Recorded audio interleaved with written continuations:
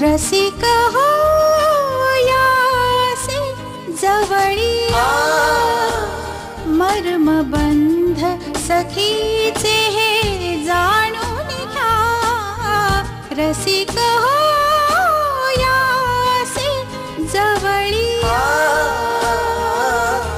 व्यासपीठ हे सगळ्यांचे, ज्ञानपीठ हे लहान थोरांचे, घरकुल हे आपल्या हक्कांचे. हातात हात देऊन या सखीच्या प्रेमास दाद देऊया. सखीस आपुल्या करूया. हॅलो सखे, हॅलो सखे, हॅलो सखे, हॅलो सखे.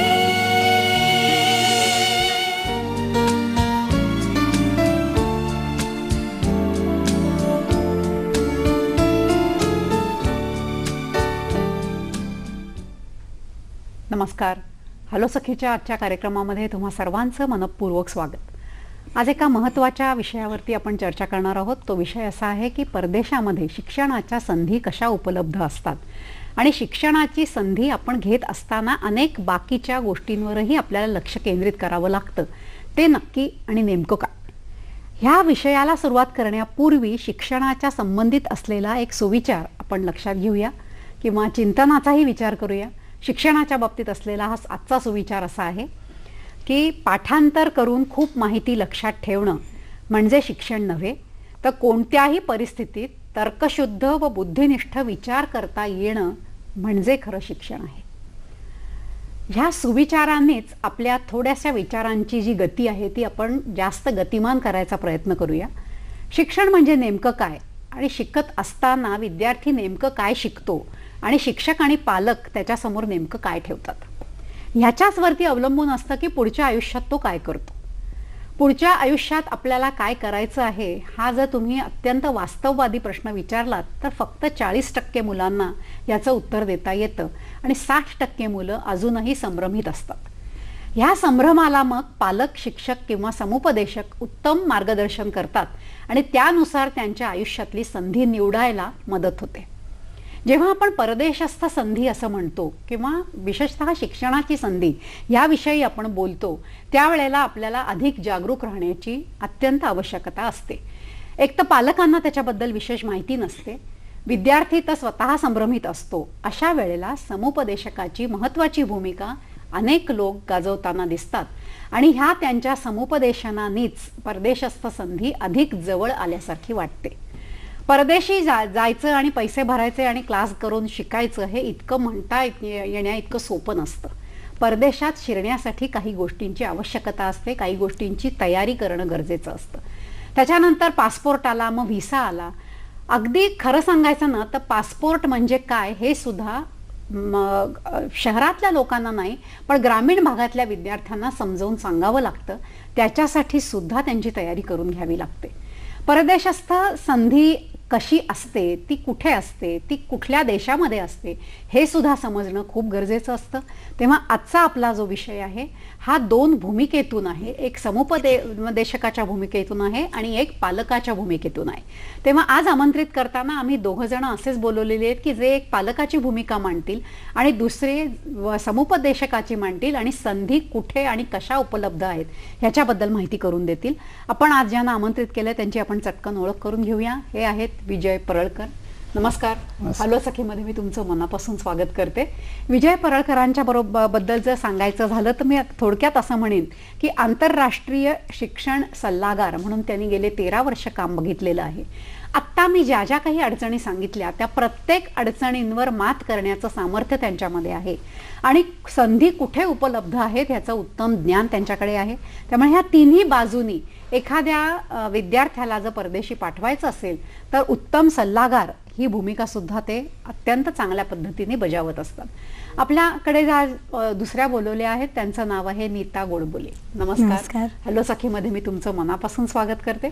आत्ताच मी म्हटलं की नीता गोडबोले ह्यांचा मुलगा थोड्याच दिवसात परदेशी शिकायला म्हणून जाणार आहे. एवढंच नाही तर त्या पालकाची भूमिका उत्तम तऱ्हेने मांडणार आहेत. आजच्या ह्या कार्यक्रमामधून पालक म्हणून त्यांना ह्या संधी घेताना काय काय अडचणींना तोंड द्यावं लागलं किंवा मानसिक, शारीरिक, आर्थिक ह्या तिन्ही बाबी त्यांनी त्या कशा बघितल्या ह्याबद्दल तर त्यांना आपण प्रश्न विचारणारच आहोत. पण त्या स्वतः गेली 16 वर्ष 8वी, 9वी, 10वी ह्यांना उत्तम मार्गदर्शन करतात या विद्यार्थ्यांच्यासाठी आणि त्यांचे क्लासेस आहेत. तेव्हा ह्या दोन्ही भूमिकातनं आज आपल्याला परदेशस्थ संधीवरती थोडंसं बोलायचं आहे आणि थोडंसं जाणून घ्यायचं आहे.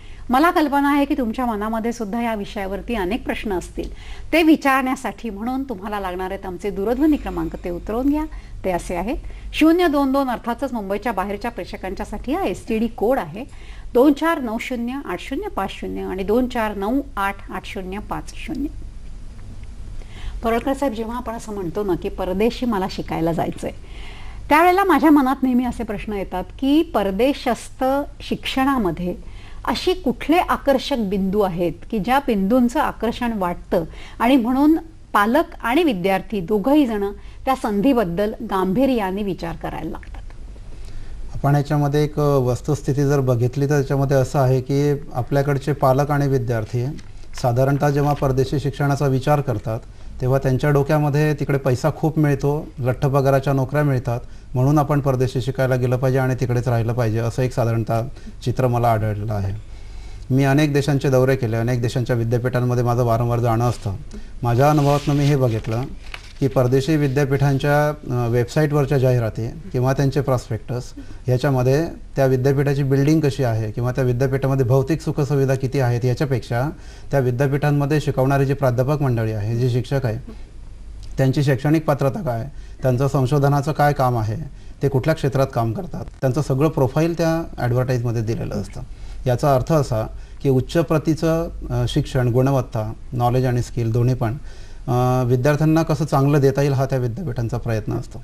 तर मला असं वाटतं की आपल्याकडच्या विद्यार्थ्यांनी, पालकांनी जेव्हा परदेशी शिक्षणाचा आपण विचार करतो तेव्हा ही गोष्ट पहिले लक्षात ठेवली पाहिजे की ज्या ज्या विद्यार्थ्यांकडे चांगल्या प्रतीची आंतरराष्ट्रीय क्षेत्रातली गुणवत्ता असेल, त्यांच्याकडे कौशल्य पण असेल आणि ज्ञान पण असेल, त्यांना पैसा मिळणारच आहे, परंतु त्यांच्या क्षेत्रामध्ये त्यांना खूप मोठी प्रतिष्ठा पण मिळते आणि त्यांना कामाचं समाधान मिळतं. शेवटी जॉब सॅटिस्फॅक्शन हा विषय जो येतो, तर विद्यार्थ्यांनी आणि पालकांनी हा विषय नक्की लक्षात ठेवला पाहिजे की परदेशी शिकायला जाताना आपल्याला मोठ्या प्रमाणामध्ये आंतरराष्ट्रीय क्षेत्रातलं ज्ञान आणि कौशल्य प्राप्त करायचं आहे, म्हणून आपण परदेशी गेलं पाहिजे. ही जशी ह्यांनी एक सल्लागाराची किंवा शिक्षण तज्ज्ञाची भूमिका मांडली, तुम्हाला मी वेगळ्या अर्थाने विचारते. एक तर तुम्ही शिकवता तेव्हा मुलांच्या खूप जवळ असता, मुलांच्या मानसिक बंध जे असतात ते शिक्षकाबरोबर तयार होतात, बरोबर आहे. एक आज आई आहात तुम्ही किंवा कुटुंबातला एक मुलगा तुमचा परदेशी शिकायला जातोय. हे दोन्ही भूमिकांना म्हटल्या तर जवळच्या आहेत, म्हटल्या तर वेगळ्या आहेत. तर ह्या दोन्ही भूमिकातनं परदेशस्थ संधी शिक्षणाची तुम्ही कशा पद्धतीने बघता, या दृष्टिकोन काय आहे तुमचा? कसं असतं की ज्या वेळेला मी शिक्षिका म्हणून सांगते, जेव्हा माझ्या समोर एखादा विद्यार्थी येतो तर त्यावेळेला मी टेबलाच्या या बाजूला असते आणि त्या मी एक वेगळ्या अँगलने बघते की माझा हा विद्यार्थी तिकडे गेल्यानंतर तो काय करू शकेल. कारण 3 वर्ष 8वी हे असं एज असतं की ज्याच्यामध्ये ती मुलं उमलत असतात आणि त्यामुळे त्यांचे भावभावना किंवा ते कशात काय करू शकतात हे जास्त आम्ही पडताळून बघू शकतो. क्लासेसमध्ये आमचं काय होतं की खूप कमी मुलं आमच्याकडे येत असल्यामुळे त्यांच्याकडे आम्ही बारकाईने बघू शकतो. मग कधी कधी मला वाटतं की नाही, ह्यांनी इंजिनिअरिंग नको करायला, ह्यांनी दुसरी काहीतरी संधी तिकडे घ्यायला पाहिजे. आणि मग तेव्हा आम्ही तसं सामुपदेशन त्यांना करतो की तू बघ, तू इंजिनिअरिंग करतोयस, पण मला असं वाटतं की तू इंजिनिअरिंग शिवाय दुसरं काहीतरी एक क्षेत्र बघ आणि त्याच्यात तू चमकशील तिकडे. जेव्हा पालक म्हणून मी या गोष्टीचा विचार करते त्यावेळेला मला असं वाटतं की नाही, मुलांच्या काही इच्छा असतात, आपण पालक किंवा शिक्षक हे त्यांच्याकडे एका वेगळ्या दृष्टिकोनातून बघत असतात, त्यांचे अनुभव त्याच्यात येतात, पण मुलांचं विश्व खूप वेगळं असतं. आणि कधीतरी असं होतं की मुलं म्हणतात की नाही मला हेच करायचंय, आणि मग तेव्हा जर त्यांना ती संधी दिली तर त्याच्यात ते खूप उत्तम करू शकतात. आणि मग असं वाटतं की अरे आपल्याला वाटलं होतं की हा मुलगा नाही हे करू शकणार, पण त्यांनी जिद्द दाखवली आणि त्यांनी ते करून दाखवलं.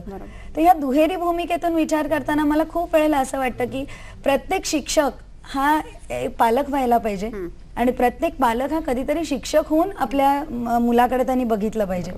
आणि नेमकं हेच मी प्रत्येक वेळेला करायचा प्रयत्न करते. बरोबर. तुमच्याकडे वळताना मी असं म्हणेन की जेव्हा आपण परदेशस्थ संधी असं म्हणतो त्यावेळेला त्याला आयाम भरपूर आहेत. आत्ता मला जो तुम्हाला प्रश्न विचारायचा आहे तो असा आहे की परदेशस्थ संधीमध्ये 2 प्रकार आत्ता आपण वर्गीकरण करूया. पहिलं म्हणजे अंडर ग्रॅज्युएट जाणारी आणि नंतर पोस्ट ग्रॅज्युएशन करणारी. बरोबर.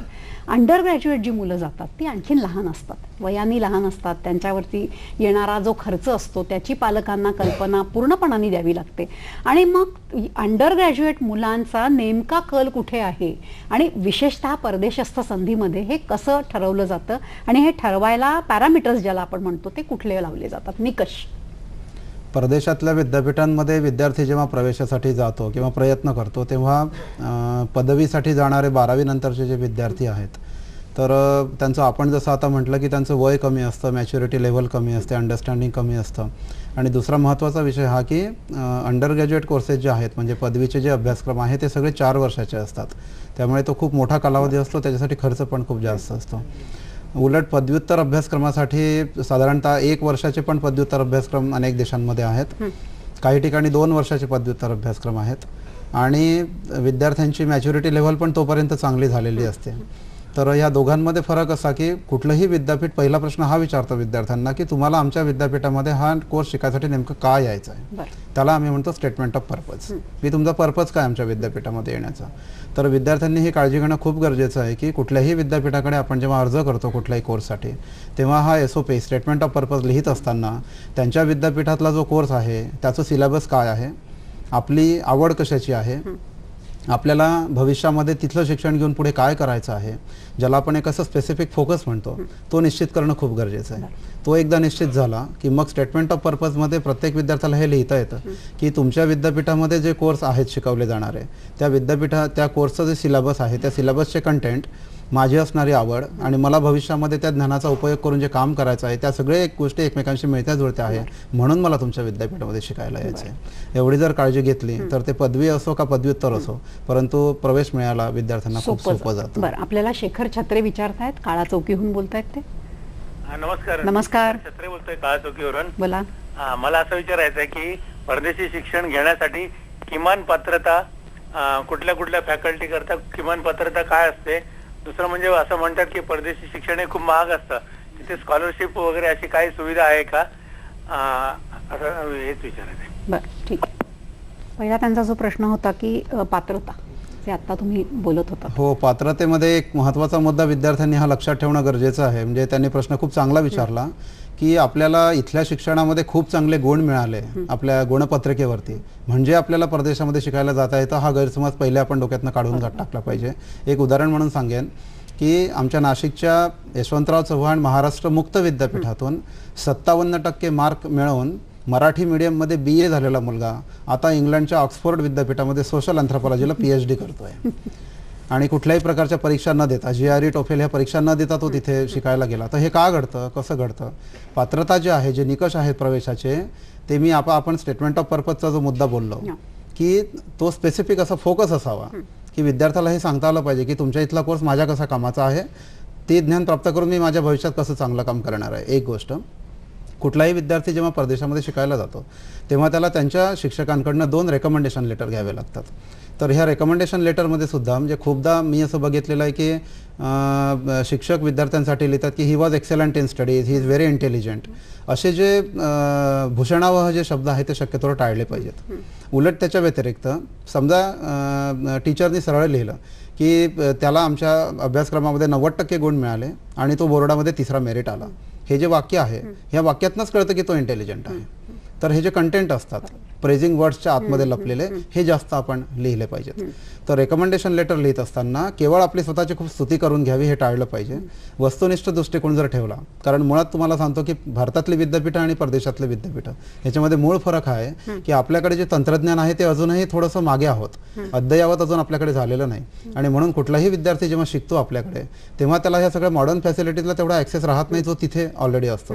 मग टेक्नॉलॉजिकल गॅप जी असते ती भरून काढण्यासाठी आपल्याला टीचरनी सरळ लिहायला हरकत हरकत नाही की त्याला इथे ऍक्सेस मिळालेला नाही म्हणून तुमच्याकडे आल्यानंतर त्याला कदाचित थोडंफार सुरुवातीला ऍडजस्ट व्हायला म्हणजे पाहिजे. पारदर्शकता ते जास्ती हा मुद्दा खूप महत्त्वाचा, म्हणजे वस्तुनिष्ठ पाहिजे, पॉझिटिव्ह निगेटिव्ह दोन्ही पण ठेवलं पाहिजे, नुसतंच पॉझिटिव्ह सगळं लिहून चालत नाही. दुसरा त्यांचा जो छत्र्यांचा प्रश्न होता की आर्थिक दृष्ट्या काय असावं, स्कॉलरशिप्स वगैरे तर मिळतात. त्यांच्या माहितीसाठी सांगतो की ज्याला इंग्लंडमध्ये शिकायला जायचं आहे त्याला इंग्लंडच्या शासनाची DFID शेअर्ड स्कॉलरशिप स्कीम साठी अर्ज करता येतो. ब्रिटिश चिवनिंग स्कॉलरशिपसाठी अर्ज करता येतो.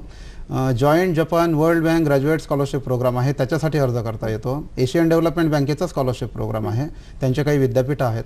ज्यांना युरोपामध्ये शिकायला जायचं आहे त्यांच्यासाठी इरास्मस मुंडस स्कॉलरशिप प्रोग्राम आहे, हा युरोपियन युनियनचा कार्यक्रम आहे. त्याच्यानंतर ज्याला जर्मनीमध्ये शिकायला जायचं आहे त्याच्यासाठी डाड शिष्यवृत्ती मिळते. ज्यांना ऑस्ट्रेलियामध्ये शिकायला जायचं आहे त्यांना ऑस्ट्रेलियन गव्हर्नमेंटची ऑस्ट्रेलियन लिडरशिप अवॉर्ड आणि ऑस्ट्रेलियन एंडिवर अवॉर्ड ह्या दोन्ही स्कॉलरशिपसाठी अर्ज करता येतात. ज्यांना स्वीडनमध्ये शिकायला जायचं आहे त्यांच्यासाठी स्वीडिश इंटरनॅशनल डेव्हलपमेंट कोऑपरेशन एजन्सीच्या स्कॉलरशिप आहे. ज्यांना कॅनडामध्ये जायचं आहे त्यांना सीडा स्कॉलरशिप आहेत, कॅनडियन इंटरनॅशनल डेव्हलपमेंट एजन्सीच्या. फक्त अमेरिकेमध्येच त्यांच्या शासनाची स्कॉलरशिप मिळत नाही, कारण अमेरिकन शासनाने गव्हर्नमेंटने त्या विद्यापीठांनाच मान्यता दिली की तुम्ही तुमच्या विद्यापीठामध्ये विद्यार्थी आल्यानंतर त्याला 6 महिन्यामध्ये चेक करा आणि मग त्याची पात्रता ठरवा तो स्कॉलरशिपसाठी इलिजिबल आहे की नाही. पण नॉन अमेरिकन युनिव्हर्सिटीजमध्ये जर शिकायला जायचं असेल तर आपल्याला त्या विद्यापीठात जाण्याच्या आधीच आपण सगळी स्कॉलरशिप मिळवून त्या ठिकाणी जाऊ शकतो. आणि ह्या स्कॉलरशिपमध्ये तुमच्या विमानाच्या तिकीटपासनं तर तुमच्याकडे एक्सेस लगेच झालं तर ते आणण्यासाठी जो अनअकंपनीड बॅगेज अलाउन्स म्हणतो तिथपर्यंतची सगळी व्यवस्था त्या स्कॉलरशिपमध्ये केली. ह्या मुद्द्यावरती आपण निश्चित बोलणार आहोत, पण आपल्याला वि.स. महाजन विचारू इच्छित आहेत आणि रत्नागिरीहून बोलतायत ते. हॅलो हॅलो, हा, मी बोला. डॉक्टर वि.स. महाजन बोलतोय रत्नागिरीहून. बोला. माझा प्रश्न असा आहे की भारतातलं शिक्षण पद्धती आणि परदेशातली शिक्षण पद्धती याच्यामध्ये बेसिक स्टँडर्डच्या दृष्टीनं काय फरक आहे आणि त्या शिक्षण पद्धतीमध्ये जे मुलांना व्हॅल्यू बेस्ड एज्युकेशन आहे की नैतिक मूल्यांचं शिक्षण दिलं जातं का परदेशामध्ये. आणि दुसरा मुद्दा असा आहे की शिक्षण म्हणजे नुसतं एक काहीतरी पैसे मिळवण्याचं साधन नसून स्वामी विवेकानंदांनी जी काही व्याख्या केलेली आहे की चारित्र्य निर्माण करणारा एक बदल, या दृष्टीनं परदेशी शिक्षणामध्ये चारित्र्यावर काय भर दिला जातो का. आणि भारतातल्या शिक्षणाच्या स्टँडर्डनं परदेशातलं जे एक आकर्षण आहे ते केवळ काही श्रीमंत आहेत म्हणून परदेशात जात असतात आणि केवळ तुम्ही मला सांगितल्याप्रमाणे पैशाप्रमाणे जात असतात. तर मूल्याधिष्ठ शिक्षण किंवा आपल्या इथं शिक्षण नाही म्हणून तिकडे शिक्षणाला जाणं असे किती प्रमाण आहे. आणि केवळ एक परदेशी राजीव गांधी किंवा इंदिरा गांधीची मुलं गेली त्या पद्धतीने श्रीमंताची मुलं जात असतात. तर या दृष्टीनं भारतीय शिक्षण आपलं आणि परदेशी शिक्षण याच्या स्टँडर्ड मध्ये काय फरक आहे याबद्दल मार्गदर्शन करावं. त्यांच्या प्रश्नांना आपल्याला उत्तरं द्यायची आहेत, पण तत्पूर्वी आपण घेतो एक छोटीशी विश्रांती.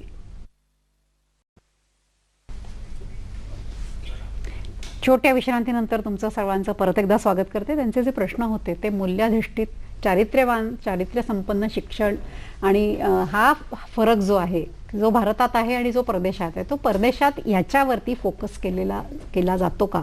आणि बेसिकली त्या दोन ह्याच्यामध्ये स्टँडर्ड आपण जर म्हटलं तर त्याच्यामध्ये फरक काय आहे. स्टँडर्ड उच्च आहे का. त्यांचा जो प्रश्न आहे की शिक्षण पद्धतीमध्ये काय फरक आहे, एक महत्त्वाचा फरक हा की आपला विद्यार्थी जेव्हा भारतामध्ये शिकतो तेव्हा त्याच्या सोबत शिकणारे सगळे विद्यार्थी आणि त्याला शिकवणारे सगळे प्राध्यापक हे त्याच भागातले असतात. त्यामुळे विचारांचं जे आदानप्रदान चालतं ते मर्यादित स्वरूपामध्ये चालतं. उलट आपण जेव्हा परदेशामध्ये शिकायला जातो तेव्हा आपल्यासोबत शिकणारे विद्यार्थी वेगवेगळ्या देशातून आलेले असतात. मग वेगवेगळ्या देशातल्या विद्यार्थ्यांचे जे अनुभव आहे ते आपल्याला सरळ आदानप्रदान त्याचं करता येतं. शिक्षक जे आपल्याला शिकवणारे असतात ते पण वेगवेगळ्या देशांमधले असतात. त्यामुळे विचारांचं आदानप्रदान ते त्या वेगवेगळ्या एरियातनं आलेले असल्यामुळे खूप मोठ्या प्रमाणावरती व्यापक प्रमाणावरती होतं. हा एक सगळ्यात पहिला फरक. दुसरा फरक हा की आपल्याकडे आपण कुठलाही कोर्सचं सिलेबस जर बघितलं तर आपल्या असं लक्षात येईल की 80% थिअरी आणि 20% प्रॅक्टिकलवरती भर असतो. आठवड्याभराचा आपण शेड्यूल जर बघितलं विद्यार्थ्यांचा तर त्याच्यामध्ये प्रॅक्टिकल त्यांचे जे सेशन असतात ते मुळात कमी असतात आणि थिअरी जास्त असते शिकवण्याची प्रक्रिया. उलट परदेशातलं जे शिक्षण आहे त्याच्यामध्ये प्रॅक्टिकलवर जास्त भर असतो आणि थिअरीवरती कमी भर असतो. दुसरा एक फरक असा की आपल्याकडचा शिक्षक वर्गामध्ये 45 मिनिटं शिकवतो आणि विद्यार्थी 45 मिनिटं ऐकत असतात. तर हे एकतर्फी शिक्षण आपल्या पद्धती आपल्याकडे जे आहे त्याच्या उलट परदेशामध्ये असं आहे की विद्यार्थ्यांना सहभागी करून घेतलं जातं. एक उदाहरण म्हणून सांगेन की निबंध 15 मार्कांसाठी द्यायचा आहे तर आपल्याकडे शिक्षक सांगतात की महात्मा गांधींवरती निबंध लिहा. त्यांच्याकडे विद्यार्थ्यांना सांगितलं जातं की तुम्हाला ज्या विषयावर वाटेल त्या विषयावरती तुम्ही 15 मार्कांसाठी निबंध लिहा. म्हणजे विद्यार्थ्यांना सहभागी करून घेतलं जातं सगळ्या भागांमध्ये. ह्या काही अशा मूलभूत पण त्यांनी वैयक्तिक काही बदल घडतात का ह्या सगळ्या शिक्षण पद्धतींमुळे, की तुम्हाला व्यक्तिविकास होतो असं काही लक्षात आलेलं हो, आहे? आता दुसऱ्या जे चारित्र्याचा आपण विषय बोलत होतो, खरं म्हणजे माझं स्पष्ट मत आहे स्वतःचं की आपलं घर आणि आपलं कुटुंब ही पहिली शाळा असते. सगळ्याच गोष्टी शाळा आणि महाविद्यालयांमध्ये शिकवल्या जात नाहीत, विशेषतः चारित्र्याच्या. टेक्निकल स्किल आणि नॉलेज आपल्याला शाळा कॉलेजमधून मिळावे हे जसं अपेक्षित आहे, परंतु पालकांकडनं आपल्या अवतीभोवतीच्या वातावरणातून ह्या गोष्टी मिळाव्या हे अपेक्षित आहे. परंतु आता मी परदेशामध्ये वेगवेगळ्या देशांमध्ये जेव्हा जातो तेव्हा माझ्या असं लक्षात आलं की आपली स्वतःची निरीक्षण शक्ती किती चांगली आहे त्याच्यावर पण खूप गोष्टी अवलंबून. मी नेदरलँडमध्ये गेलो तेव्हा बघितलं की तिथला पंतप्रधान सुद्धा सायकलने ऑफिसमध्ये जातो. नोबेल पारितोषिक मिळालेली माणसं सायकलने जातात. आपल्याकडे अजूनही सायकलला ती काही प्रतिष्ठा मिळालेली नाही. मग हे मला जसं निरीक्षण करता आलं तसं सगळ्यांनीच करता येईल असं नाही, आणि सगळ्या गोष्टी कोणीतरी शिकवाव्या असं पण नाही. त्याच्यामुळे चारित्र्य किंवा मूल्याधिष्ठित शिक्षणाचे ज्या काही आपण विचार करतो तर त्या कोणीतरी जाणून बुजून शिकवण्याऐवजी त्या विद्यार्थ्याचं सेल्फ मोटिवेशन किती आहे, म्हणजे आपण जे आता बोललात की त्यातनं तो माणूस म्हणून किती चांगला विकसित होतो, तर याच्यामध्ये त्या विद्यार्थ्याचं सेल्फ मोटिवेशन काय आहे, त्याला नेमकं कशासाठी जायचं आहे, त्याला नेमकं काय करायचं आहे, ह्या सगळ्या गोष्टी बघणं खूप गरजेचं आहे. पण तिथली जी व्यवस्था आहे ती व्यवस्था मात्र मूल्याधिष्ठित शिक्षणाला पोषक अशी आहे. एक उदाहरण आपल्याला आपण खूपदा वाचतो ऐकतो की आपण चॉकलेट खाल्ल्यानंतर सुद्धा त्याचं जे कव्हर आहे ते सुद्धा कोणी असं रस्त्यावरती सहज फेकत नाही. मग ते आपल्यावर आहे अवलंबून की आपण फेकावं की न फेकावं, किंवा आपण सिग्नल तोडून पुढे जाण्याची जी घाई करतो आपल्याकडे, आपण तिकडे गेल्यावर आपल्याला बरोबर कळतं की अवतीभोवती कोणी काही नसेल तरी पण सिग्नल तोडू नये. या सगळ्या आपल्या स्वतःचे निरीक्षण करण्याच्या बाबी आहेत. म्हणून चारित्र्य संपन्न किंवा मूल्याधिष्ठित शिक्षणाचा जेव्हा विचार आहे तेव्हा आपण नुसतं शाळा आणि महाविद्यालयांवरती अवलंबून राहण्यापेक्षा ती भारतातली असो का परदेशातली असो, मला असं वाटतं की आपलं कुटुंबातले संस्कार, आपल्या अवतीभोवतीचं वातावरण, त्याची आपली निरीक्षण शक्ती याचा पण विचार करणं खूप गरजेचं. थोडासा त्यांचा रोख श्रीमंत आणि पैसेवाले ह्यांच्यावरती पण होता की पैसा आहे तुमच्याकडे म्हणूनच तुम्ही परदेशी शिकायला जाता, असा थोडासा रोख वाटला. ह्याच्यावरती नेमकं तुम्हाला काय म्हणायचं? कारण ह्याच्याच आधी आपण स्कॉलरशिप बद्दलही बोललो होतो की ज्याला जो पात्र आहे तो तिथे जाऊ शकतो. तुमच्याकडे पैसा आहे हा भागच खूप वेगळा आहे. तर तुमचा अनुभव एवढ्या वर्षाचा काय सांगतो नक्की? माझा अनुभव असा आहे की पैसे तुमच्याकडे असण्याचा आणि परदेशामध्ये शिकायला जाण्याचा एकमेकांशी काहीही संबंध नाही. फक्त एवढंच की ज्यांना ज्ञान नाही, ज्यांना माहिती नाही शिष्यवृत्ती कुठून मिळते, कशी मिळते, का मिळते, कोणाला मिळते, काय केलं पाहिजे ते मिळवण्यासाठी, आपल्याकडे काय असावं लागतं, ह्या सगळ्या गोष्टी ज्यांना माहिती आहे त्यांना पैशाची काळजी करण्याची मुळीच आवश्यकता नाही. आता आमचे शेकडो विद्यार्थी परदेशामध्ये गेले, त्यातले बहुतेक सगळे विद्यार्थी शिष्यवृत्त्या मिळवून गेलेले आहेत. ते स्वतःचा पैसा खर्च करून गेलेले नाही. परंतु अनेकांच्या डोक्यात हा जो गैरसमज असतो की आपण जेव्हा व्हिसा घ्यायला जातो तेव्हा आपल्याला बँक बॅलन्स दाखवावं लागतं, हा जो शब्दप्रयोग वापरला जातो आणि मग मुलांच्या मनामध्ये धास्ती म्हणजे आई वडिलांची पात्रता आधी सिद्ध करावी लागते, मगच तुम्हाला जायचं की नाही हे त्यांचं काउन्सिलेट ठरवेल. पण असं नाही. वस्तुस्थिती ही आहे की त्यांच्या देशात जेव्हा शिकायला जायचं असतं तेव्हा तिथल्या शिक्षणाचा तुमचा खर्च कोण करणार आहे याचा पुरावा त्यांना फक्त पाहिजे. म्हणजे स्वतः खर्च करणार असतील ते आपल्या आई वडिलांचा पैसा दाखवतात. ज्यांनी बँकेतनं कर्ज घेतलं असेल त्यांच्याकडे बँकेचं पत्र असतं की आम्ही या शिक्षणासाठी याला कर्ज दिलेलं आहे. ज्याला शिष्यवृत्ती मिळालेली असते त्याच्याकडे शिष्यवृत्ती मिळाल्याचं पत्र असतं. ते पत्र जर असेल तर बाकी बँक बॅलन्सचा विषय कुठे येत नाही. बरोबर आहे. डॉक्टर श्रीकृष्ण पाडगावकर आपल्याला विचारतायत, बघूया काय म्हणताय. हॅलो, नमस्कार मॅडम. नमस्कार. माझे 2 प्रश्न आहेत. पहिला प्रश्न असा आहे की एखादा विद्यार्थी 12वी भारतामधून पास झालाय आणि त्याला अचानक त्याच्या वडिलांची समजा कॅनडा किंवा अशा परदेशामध्ये त्याला वडिलांना नोकरी लागली आहे, त्यामुळे त्याला शिक्षण घेण्याची वेळ आलेली आहे परदेशामध्ये, तर त्या दृष्टीने त्याला कशी पूर्वतयारी करणं आवश्यक आहे किंवा त्या बाबतीत आपलं म्हणणं काय आहे? दुसरा प्रश्न असा आहे की असं म्हटलं जातं की जागतिकीकरणामुळे परदेशामधलीच विद्यापीठ आता भारतामध्ये यायला लागली आहेत, तर तशी परदेशात जाण्याची गरज नाही असं म्हटलं जातं, तर यामध्ये कितपत तथ्य आहे? धन्यवाद.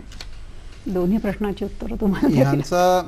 ह्यांचा जो पहिला प्रश्न आहे तो हा की वडिलांची बदली झाली आणि त्यामुळे 12वी झालाय मुलगा, पण त्याचं पुढचं स्टेटस काय असेल, त्याला काय करावं लागेल, तयारी काय करावी लागेल? परदेशी विद्यापीठांमध्ये 2 कॅटेगरीजमध्ये विद्यार्थ्यांना विभागलं जातं. एक कॅटेगरी असते त्यांच्या देशातले विद्यार्थी आणि दुसरी असते इंटरनॅशनल स्टुडंट्स. तर एखाद्या विद्यार्थ्याचे पालकच समजा तिथे जाणार असतील तर त्याला त्यांच्या देशातल्या विद्यार्थ्यांच्याच कॅटेगरीमध्ये घातलं जातं आणि म्हणून मग त्यांच्या देशातल्या विद्यार्थ्यांसाठी ज्या काही सोयी सवलती तिथे उपलब्ध असतील त्या त्यांना सरळ तिथे लागू होतात. म्हणजे तो भारतातनं गेलेला जरी असेल पण तो इंटरनॅशनल स्टुडंट म्हणून मग त्या कॅटेगरीमध्ये तिथे मोडत नाही. मग आपण आता जे बोलतो आहे सगळं की विद्यार्थ्यांनी हे सगळं SOP, statement of purpose, recommendation letter हे सगळं करावं, तो मग तिथे प्रश्न येत नाही. मग तिथे त्यांना कुठला कोर्स पाहिजे तो निवडावा आणि मग त्यांच्या ज्या काही तिथल्या विद्यार्थ्यांसाठी ज्या काही सोयी सवलती असतील त्या सरळ मार्गाने त्यांचा दुसरा जो प्रश्न होता की भारतातच हल्ली विद्यापीठ तयार होत आहेत, त्यामुळे मग परदेशी म्हणजे हे खरं आहे का, आणि खरं असलं तर तुमचं त्याच्यावरती मत काय? ह्याला एक खरं म्हणजे खूप चांगला प्रश्न आहे की एक उदाहरण घ्या, केम्ब्रिज आणि ऑक्सफोर्ड विद्यापीठांनी त्यांच्या शाखा समजा भारतामध्ये उघडल्या, तर तिथला जो दर्जा आहे शिक्षणाचा, तो दर्जा इथे त्यांना प्राप्त होईल असं नाही. म्हणजे दोनमध्ये काही ना काहीतरी फरक नक्कीच राहणार आहे. एक उदाहरण म्हणून घ्या की डेन्मार्कची गाय दिवसाला 54 लिटर दूध देते, म्हणून ती गाय जर आपण भारतामध्ये आणली आणि तिला जर आपण या ठिकाणी वाढवलं, इथलं आपलं चारा, पाणी, वातावरण, 42 डिग्री सेंटीग्रेड आपलं टेम्परेचर, तर मला असं वाटत नाही की जी गाय डेन्मार्कमध्ये जेवढं दूध देते तेवढं ती भारतात देईलच, याची काही शक्यता नाही. भारतातली जाफराबादी तरी देऊ शकेल ना? ती देऊ शकेल, पण ते कन्सिस्टंट नाही, ती काही कालावधीपुरते देईल. म्हणजे ते शॉर्ट टर्म परफॉर्मन्स असतं आपण त्याला म्हणतो. तर परदेशी विद्यापीठ जरी भारतामध्ये आले तरी तिथली शिकवणारी प्राध्यापक मंडळी जोपर्यंत इथे पूर्णपणाने येऊन राहत नाही, काम करत नाही, तोपर्यंत तिथली जी गुणवत्ता आहे ती आपल्या इकडे आपण निर्माण करू शकणार नाही. त्याला कदाचित आणखीन पुढे 1-10 वर्ष वेळ लागेल असं मला वाटतं. तन्वी चव्हाण आपल्याशी बोलतायत, नाशिकहून बोलतायत. बोला. मी तन्वी चव्हाण बोलते. बोला, आपला प्रश्न विचारा. मी एक सिव्हिल इंजिनियर आहे, यंदा पासआउट झाली आहे आणि मला GRE साठी प्रिपरेशन करायचं आहे. तर माझे 3-4 प्रश्न असे होते की GRE ची एक्झाम देण्याच्या अगोदर आपण युनिव्हर्सिटीजला ऍप्लिकेशन करू शकतो का ऍडमिशन साठी? दुसरी गोष्ट अशी होती की युनिव्हर्सिटीजचं शॉर्टलिस्टिंग कसं करायचं, तिथे काय स्टेट युनिव्हर्सिटी आणि प्रायव्हेट युनिव्हर्सिटी याच्यातला डिफरन्स मला हवा होता. आणि तिथे जाण्याच्या अगोदर समजा मी एखाद्या वर्षाचा जॉब एक्सपिरियन्स घेतला तर तिथे कितपत ग्राह्य धरला जातो. आणि अजून असा एक प्रश्न असा होता की तिथून माझी डिग्री घेऊन आल्यानंतर मी म्हणजे इंडियामध्ये सेटलमेंट मला किती व्हॅल्यू मिळाली जाईल, म्हणजे समजा मी एक्सपिरियन्स घेतला अथवा नाही घेतला तर त्याच्यामध्ये म्हणजे डिफरन्स किती पडतो इंडियामध्ये.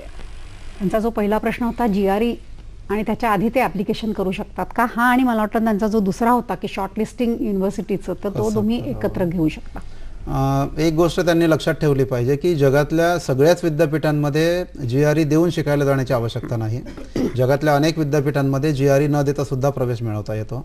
त्यांचा जो प्रश्न आहे की GRE पहिले द्यावी नंतर अर्ज करावा की आधी अर्ज करता येतो, तर आधी अर्ज करता येतो आणि मग तुमचा GREचा स्कोर आल्यानंतर तो तुम्ही त्यांना अटॅचमेंट म्हणून पाठवू शकता. शॉर्टलिस्टिंग कसं करायचं? शॉर्टलिस्टिंगसाठी एक लक्षात घ्यायचं आहे त्यांनी की www.gradschools.com ही जी वेबसाईट आहे, ह्या एकाच वेबसाईटवरती त्यांना जगातल्या अनेक विद्यापीठांमधल्या म्हणजे जवळपास 60,000 विद्यापीठांची माहिती जरा परत सांगाल? www.gradschools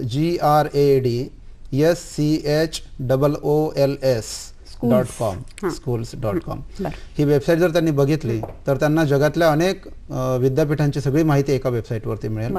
दुसरं एक असं की प्रत्येक देशाचा दूतावास आपल्या देशामध्ये दिल्लीला आहे, तर प्रत्येक दूतावासाला आपण इंग्लिशमध्ये एम्बसी म्हणतो, तर ह्या एम्बसीच्या डेव्हलपमेंट कोऑपरेशन सेक्शनचे जे फर्स्ट सेक्रेटरी असतात, म्हणजे first secretary development cooperation section of the respective embassy. Manorama yearbook नावाचं एक पुस्तक आहे, त्या पुस्तकामध्ये जगातल्या वेगवेगळ्या देशांचे दूतावास जे दिल्लीला आहे किंवा त्यांचे कॉन्सुलेट आपल्या मुंबईमध्ये आहेत त्यांची सगळी माहिती, त्यांचे पत्ते, वेबसाईट, ईमेल आयडी ते सगळं दिलेलं असतं. त्यांच्याशी जरी त्यांनी संपर्क साधला तरी त्या देशातली सगळी माहिती आहे आणि हाच एक ऑथेंटिक सोर्स आहे विद्यार्थ्यांनी माहिती घेण्याचा. कारण त्यांच्याकडे जी माहिती मिळते ती खरी मिळते, ती मोफत मिळते, त्याला पैसे द्यावे लागत नाहीत आणि ती खरी असते, म्हणजे त्याच्यामध्ये फसवणूक कधी होत नाही कोणाची, कारण तेच ऑथेंटिक ऑफिसेस असतात आपल्या देशातले. तर असे त्यांनी वेगवेगळे सोर्सेस जर वापरून माहिती घेतली तर त्यांना ते. त्यांचा जो तिसरा प्रश्न होता तो असा होता की समजा त्या जायच्या पूर्वी कुठेतरी त्यांनी नोकरी केली, तर ह्या नोकरी केलेल्याची त्यांनी परदेशी ग्राह्यता धरली जाईल का, ते ग्राह्य धरलं जाईल का? दोन गोष्टी आहे की आपण जेव्हा अर्ज करतो परदेशी विद्यापीठांना तेव्हा 2 रेकमेंडेशन लेटर द्यावे लागतात. तर जे फ्रेश स्टुडंट असतील त्यांनी 2 रेकमेंडेशन लेटर शिक्षकांचे द्यायचे, त्याला अकॅडमिक रेकमेंडेशन लेटर म्हणतात. आणि जर कोणी नोकरी करून जायचं असेल, 1 वर्षाचा अनुभव घेऊन जायचं असेल, तर ज्या ठिकाणी आपण नोकरी करतो त्या एम्प्लॉयरचं जे रेकमेंडेशन लेटर असतं त्याला प्रोफेशनल रेकमेंडेशन लेटर म्हणतात. मग 1 अकॅडमिक आणि 1 प्रोफेशनल असं जर आपण दिलं तर त्यांच्या गुणवत्तेमध्ये वाढ आहे असं समजलं जातं आणि त्यांना प्रवेश प्राधान्याने दिलं. बरोबर. त्यांचा जो शेवटचा प्रश्न होता तोही खूप महत्त्वाचा होता की आता समजा त्या सिव्हिल इंजिनियर आहेत असं म्हणतात, ते ह्याचा अर्थच असा आहे की त्या MS करायला परदेशी चाललेले आहेत. MS झाल्यानंतर इथे भारतात जर परत आल्या तर ते ॲडेड एज्युकेशन जे आहे त्याला ॲडेड व्हॅल्यू त्यांना इथे मिळू शकेल का? महत्त्वाचा प्रश्न आहे. ह्याच्यामध्ये आपण वस्तुस्थिती अशी बघायला पाहिजे की केवळ कुठल्या तरी विद्यापीठाची डिग्री घेऊन आपल्याला काहीतरी स्कोप मिळेल असं रेडीमेड सोल्युशन कुठेच जगामध्ये नाही. शेवटी आपण स्वतः गुणवत्ता किती प्राप्त करतो, आपले नॉलेज आणि स्किल किती एम्पॉवर करतो आपण स्वतःला, त्याच्यावर त्याचा स्कोप पुढे किती आहे ते सगळं अवलंबून आहे. म्हणजे असं नाही की आपण पुणे विद्यापीठातली डिग्री घेतली म्हणजे सगळ्यांना सगळं काही चांगलं मिळतं. हे शेवटी विद्यार्थ्यांवर पण अवलंबून आहे की तुम्ही चांगल्या ठिकाणी शिकायला गेले इथपर्यंत ठीक आहे, परंतु तुम्ही काय अक्वायर केलं, तुम्ही काय मिळवलं. मग तुमच्यामध्ये गुणवत्ता असेल तर तुम्हाला कुठेही जगाच्या कुठल्याही कोपऱ्यामध्ये, नुसतं भारतात येऊनच नाही तर कुठल्याही कानाकोपऱ्यांमध्ये तुम्हाला ते संधी मिळवता येते. म्हणून नुसतं डिग्री सर्टिफिकेटच्या भरवशावरती काहीतरी चांगलं मिळेल असं न समजता आपण ती गुणवत्ता प्राप्त करून घेतली पाहिजे आणि मग त्या आधारावरती आपण आपलं भविष्य चांगलं घडवलं पाहिजे हे आपण लक्षात. भारत वावळ आपल्याशी बोलतात, डोंबिवलीहून बोलतात ते. डोंबिवलीहून भारत वावळ बोलतोय.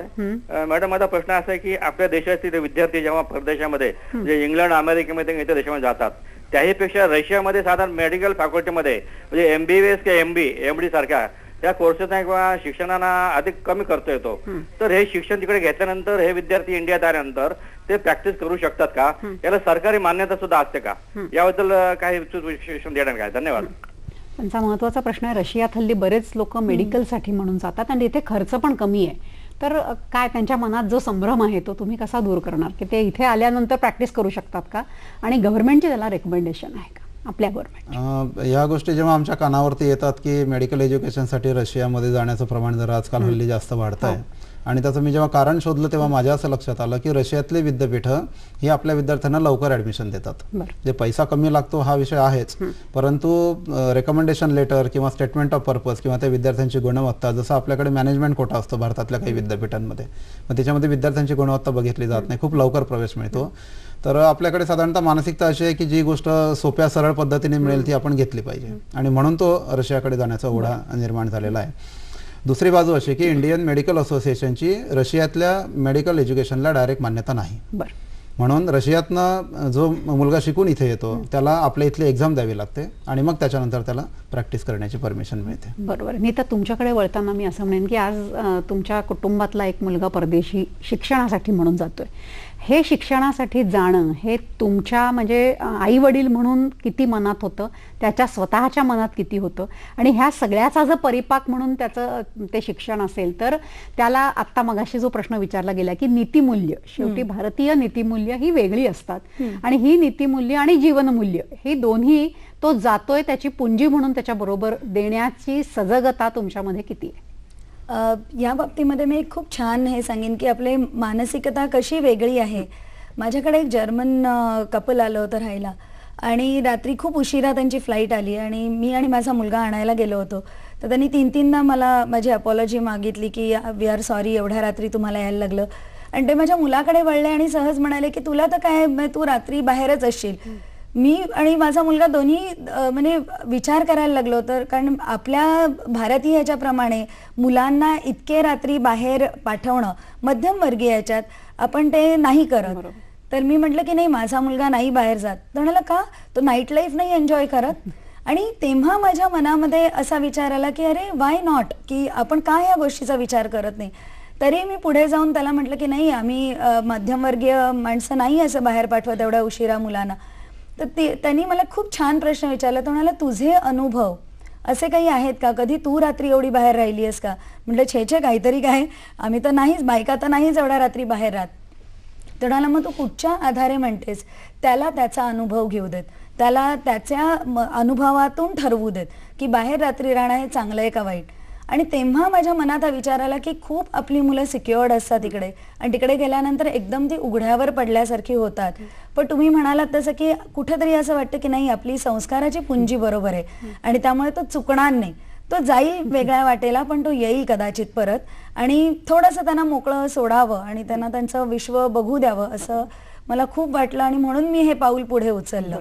शेवटी संस्कार हे कुठेही जात नाहीत आणि ते म्हणजे सरांना पण त्याची कल्पना असेल की ते टिकतात आणि त्यालाच खरे संस्कार म्हणतात. आपल्याला रश्मिताई विचारू इच्छित आहे, चेंबूरहून बोलतायत त्या. बोला. नमस्कार. नमस्कार. मला असा प्रश्न विचारायचा होता की आता आपण नॉर्वेचं वगैरे ऐकलं, जर्मनीचं ऐकलं आणि प्रत्येक देशातली आर्थिक परिस्थिती पण रोज पेपरमध्ये वाचतोच आपण. तर मुलांनी अशी अपेक्षा घेऊन जावी का की मी तिकडं शिकलो म्हणजे मला तिकडं नोकरी मिळणारच. जर इकडं आपल्याकडे फॉरेनच्या सगळ्या कंपन्या येत आहेत, त्यांचं स्टँडर्ड जरी लो असलं तरी इकडं शिकून आपल्या भारतातच नोकरी केलेलं योग्य की, कारण का तिकडचे लोक पण 15-16 वर्ष नोकरी करून पण द्विधा मनस्थितीमध्ये आहेतच अजून. म्हणजे माझा अनुभव सांगते मी, म्हणून मी असा प्रश्न विचारते की आता हे फॉरेनच्या कंपन्या आल्या की रश होणार की इंडियन मुलांचा, तर तिकडं गेलेलं बरं की बाहेर शिकायला गेलेलं बरं? त्यांचा जो प्रश्न आहे तो अत्यंत वास्तवाला धरून आहे. हे कोणालाही आज तुम्ही जागतिकीकरण म्हणताय, जागतिकीकरणाचा रेटाही तुम्ही मान्य करताय कारण त्याला पर्याय नाहीयेत. पण हे सगळं होत असताना सुद्धा आज ही एक अस्थिर परिस्थिती सगळ्या जगामध्ये निर्माण झाली आहे. आई वडिलांना जर हे प्रश्न पडले तर त्याच्यामध्ये चुकीचं काही नाहीये, पण तुम्ही समुपदेशक म्हणून त्यांना काय सल्ला द्या? त्यांचा प्रश्न अतिशय योग्य आहे. वस्तुस्थिती अशीच आहे की जगातल्या सगळीकडचं वातावरण खूप अस्थिर होत चाललेलं आहे आर्थिक परिस्थितीच्या बाबतीमध्ये.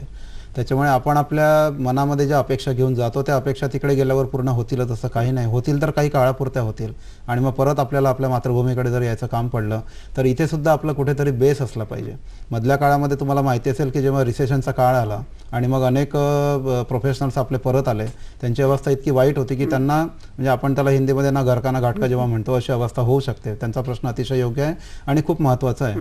म्हणून विद्यार्थ्यांनी ह्या गोष्टीचा खरंच विचार केला पाहिजे. आपण जे आधी बोललो की केवळ पैसा मिळणार आहे किंवा खूप चांगल्या लठ्ठ पगाराची आपल्याला काहीतरी नोकरी मिळणार आहे ह्या अपेक्षेने मुळात कोणी जाऊच नाही. हे माझं असं स्पष्ट मत आहे की विद्यार्थ्यांनी परदेशी शिक्षणाचा विचार करतानाच आपली मानसिकता अशी ठेवली पाहिजे की मला माझ्या क्षेत्रामधलं उच्च प्रतीची गुणवत्ता प्राप्त करून घ्यायची आहे. मग ती मला भारतामध्ये वापरता येईल किंवा कुठेही वापरता येईल जगामध्ये. म्हणजे अस्थिर परिस्थिती कुठेही असली तरी मी पक्का राहिलो पाहिजे हे ठेवणं खूप म्हणजे पाया घट्ट असला पाहिजे आणि तो शिक्षणाधिष्ठित असला पाहिजे. त्याला शिक्षणाचाच बेस असला पाहिजे, ज्ञानाधिष्ठित असला पाहिजे आणि ज्ञान त्याच्यामध्ये त्याने प्राप्त केलं पाहिजे. आता ह्या ज्या मूल्यांवरती आपण बोललो की ते ज्ञान जे आहे ते मला महत्वाचं आहे, परीक्षार्थी नसावं, विद्यार्थी असावं. ह्याच्यावरती तुमचा मुलगा आणि तुम्ही जेव्हा त्याला तुम्ही संधी देताय त्यावेळेला काही चर्चा घरामध्ये घडतात का किंवा त्याची मतं ह्याच्यावरती काय असतात?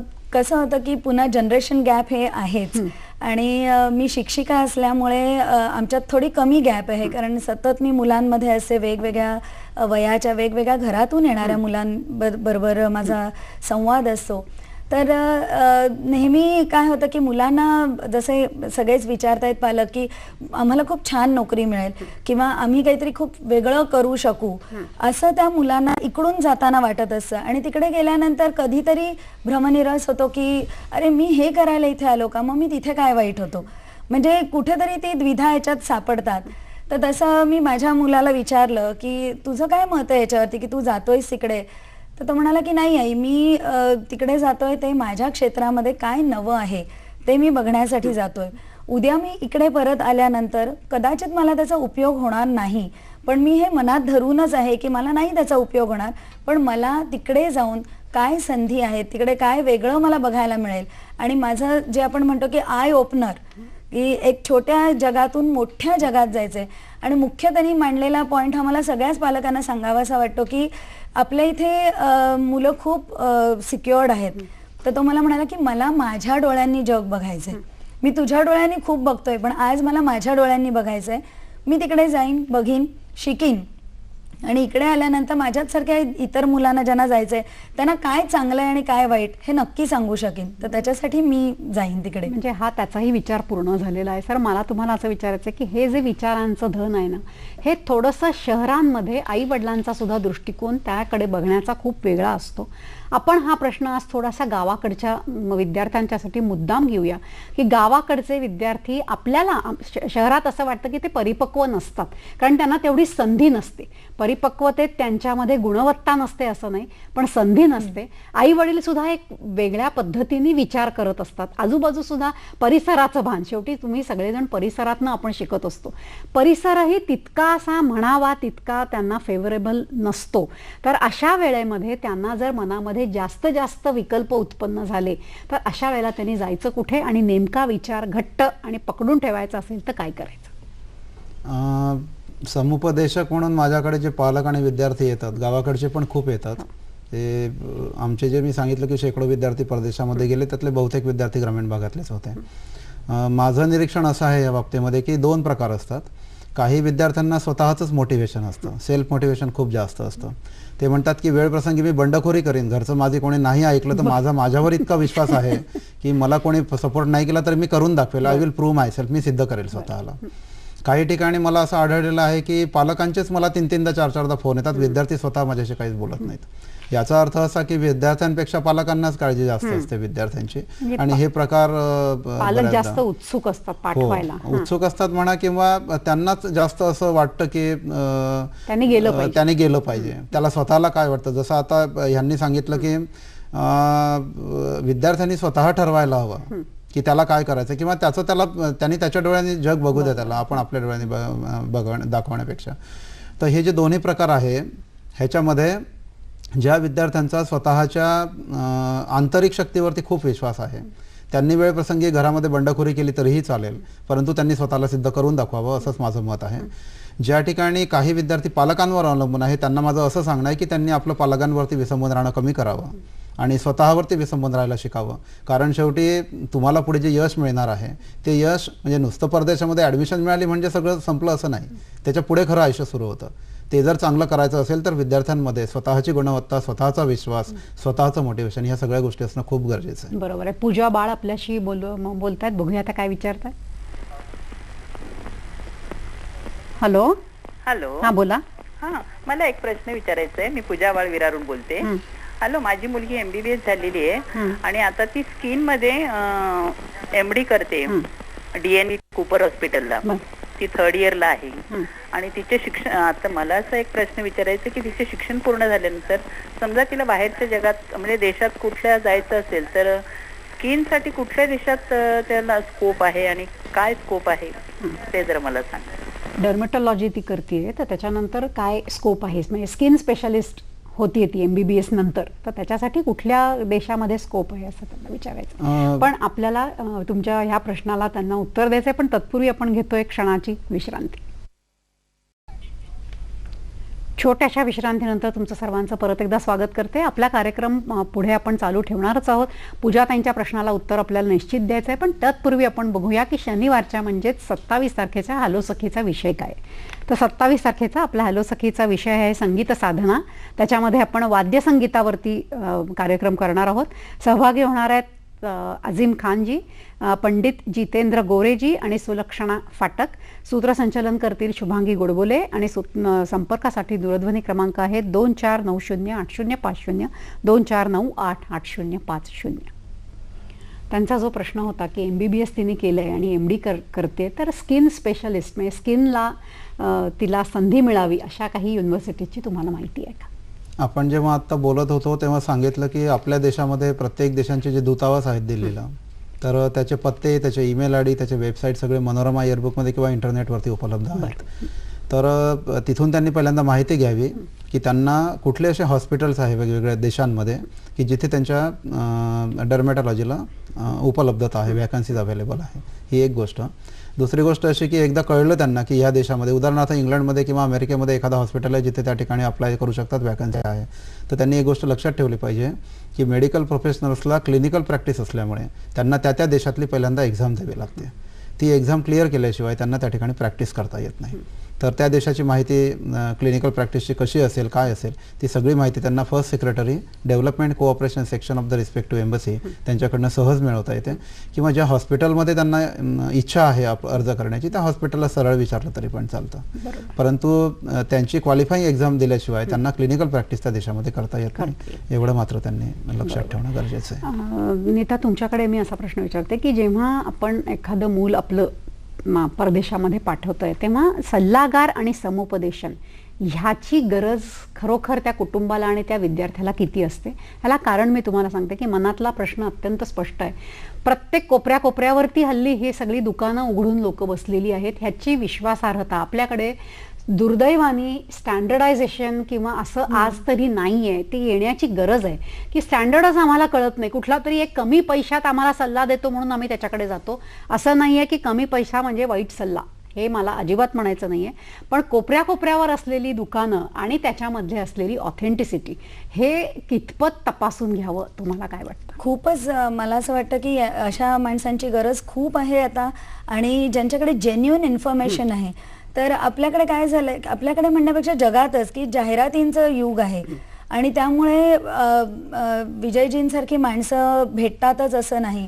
आणि मग आपण जेव्हा फाइंड आउट करतो की मला इथे पाठवायचं आहे अमक्या अमक्या कोर्सला किंवा अमक्या अमक्या देशात, तर त्यावेळेला तिकडची माहिती कशी मिळवायची, तर 2-3 पद्धती असू शकतात. की तिकडे कोणी आता स्काईप किंवा फेसबुक हे इतकं छान माध्यम आलेलं आहे, आणि त्याचा जर का चांगला वापर केला तर निश्चितच तुम्हाला माहिती मिळते. तिथे आधीच गेलेले काही विद्यार्थी असतात तुमच्या शाळेमधनं किंवा तुमच्या कॉलेजमधनं, तर त्यांना तुम्ही विचारावं की तुझा अनुभव काय आहे.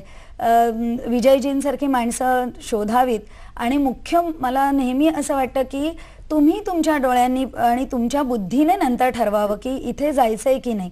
कारण हे सामुपदेशक तुम्हाला सांगतील, किंवा तुम्ही काही टेस्ट करून घेतला तर त्याच्यामधनंही तुम्हाला कळेल, पण शेवटी जो न्यायाधीश आहे तो तुम्हालाच व्हावं लागतं की मला हे करायचंय की मला हे करायचं नाहीये.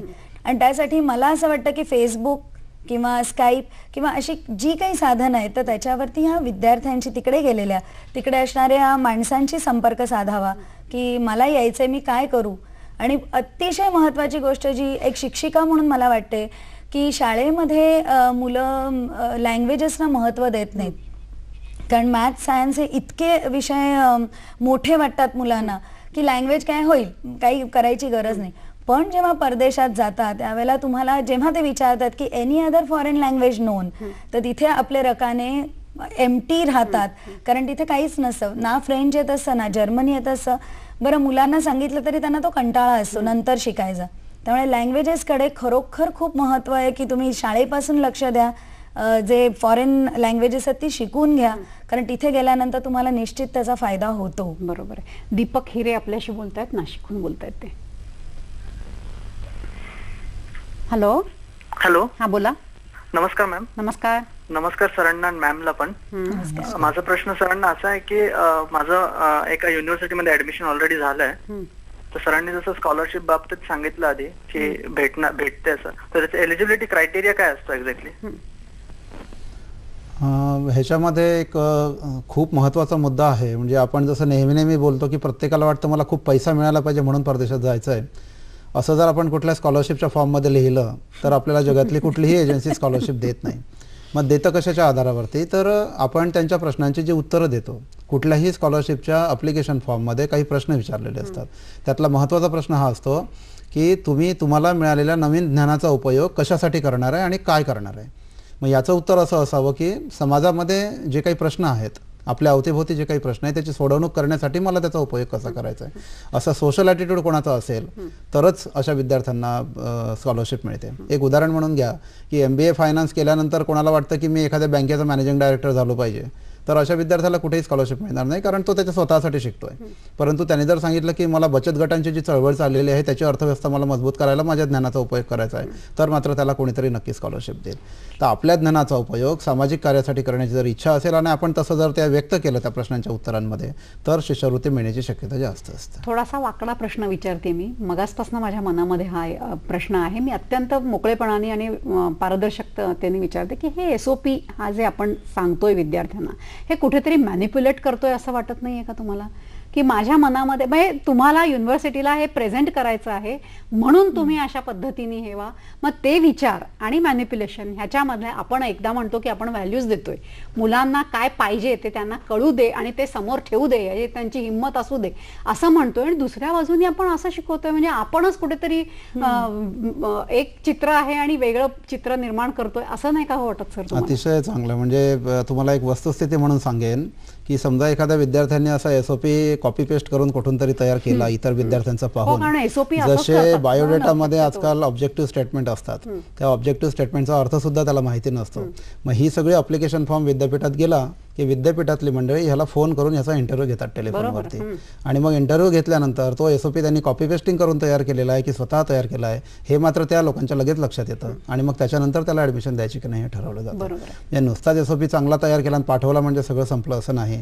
तर जेव्हा टेलिफोनिक इंटरव्ह्यू घेतले जातात विद्यार्थ्यांचे, त्याच्यामध्ये खरंच चेक केलं जातं की या विद्यार्थ्याची मानसिकता कशी आहे, आणि तिथे तो उघडा पडतो. म्हणजे खोटं जे असतं ते उघडं पडतंच शेवटी कुठे ना कुठेतरी. म्हणूनच मी मगाशी सांगितलं की आपण नुसतंच पॉझिटिव्ह ॲटिट्यूडनी सगळं चांगलं दाखवण्यापेक्षा आपल्यामध्ये ज्या कमतरता आहे त्या आपण दाखवल्या पाहिजे. त्यांना कळलं पाहिजे की आपली वस्तुस्थिती काय आहे, आणि मग त्यानुसार ते लोक काळजी घेऊन आपल्याला बरोबर आपली व्यवस्था करतात.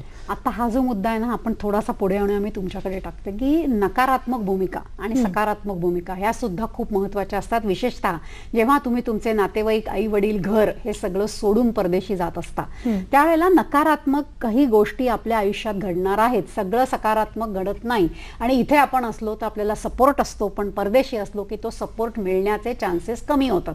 तर ह्या पद्धतीची मानसिकता आई वडिलांनी द्यावी, आणि जर द्यायची असेल तर ती कशा प्रकारची असावी असं तुम्हाला वाटतं? द्यायला तर हवीच आहे, कारण बाहेरच्या देशात गेल्यानंतर तुम्ही म्हणालात तसं की तुम्हाला सपोर्टच नसतो.